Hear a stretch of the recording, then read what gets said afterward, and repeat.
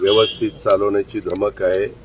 त्यांना सर्वांनी मतदान करावं असं आवाहन. दादा, वळवाचा पाऊस जास्त पडतोय गेली. वळवाचा पाऊस तुम्हाला सगळ्यांना माहिती आहे की मधल्या काळामध्ये हवामान खात्याने अंदाज वर्तवलेला होता 12 का 13 जिल्ह्यांच्या मध्ये हाय अलर्ट सांगितलेला होता आणि तशा प्रकारचं एक वातावरण आपल्याकडे झालेलं आहे. उन्हाची मधल्या काळात तीव्रता जास्त होती, ती आता कमी झालेली आहे. पण उन्हाळी पिकं ज्यांची आहेत, विशेषतः कांदा असेल किंवा अशी काही पिकं आहेत, त्याचं नुकसान होतंय आणि काही पिकांना म्हणजे ऊसासारख्या पिकाला त्याचा फायदा होतो.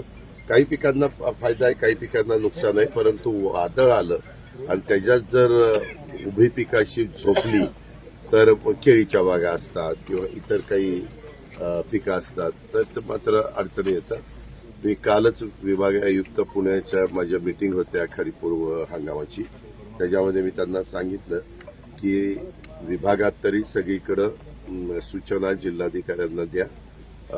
जर नुकसान झालेलं असेल तर जे काही एनडीआरएफ एसडीआरएफचे नॉर्म्स आहेत त्या प्रकारे त्यांना नुकसान भरपाई देण्याची. दादा, शेवटच्या 3 दिवस आपण छत्रपती कारखान्यामध्ये झंझावती दौरा केला. शेवटचे 3 दिवस नव्हतो मी, फक्त 16 तारखेला 15 तारखेला दुपारी 4 वाजता आलो. त्यावेळेस 2 सभा घेतल्या संध्याकाळच्या आणि 15 तारखेला संध्याकाळच्या 2 सभा घेतल्या.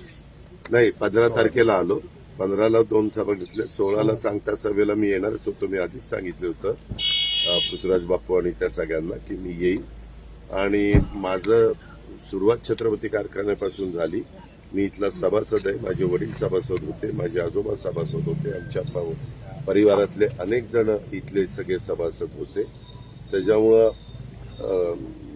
राजकीय दृष्ट्या नाही तर आमच्या आर्थिकदृष्ट्या आमच्या 53 गावातल्या पुणे आणि इंदापूर आणि बारामती तालुक्याच्या दृष्टीनं कामगारांच्या आणि शेतकऱ्यांच्या हा साखर कारखाना फार महत्वाचा आहे आणि त्याच्यामुळं थोडंसं ह्यावेळेस लक्ष घातलं. दादा, एकतर्फी निवडणूक होणार असं तुम्ही सुरुवातीपासून हे जाहीर केलं? नाही, एकतर्फी नाही. आम्ही नेहमी कुठली निवडणूक म्हटलं तर ती तुल्यबळ आहे असं समजूनच निवडणुकीत. दादा, संजय राऊत यांचं नरकातलं स्वर्ग. नाही, मी त्याच्याबद्दल काही बोलणार नाही. मला काही बोलायचं नाही. मी पुस्तक वाचलेलं नाहीये.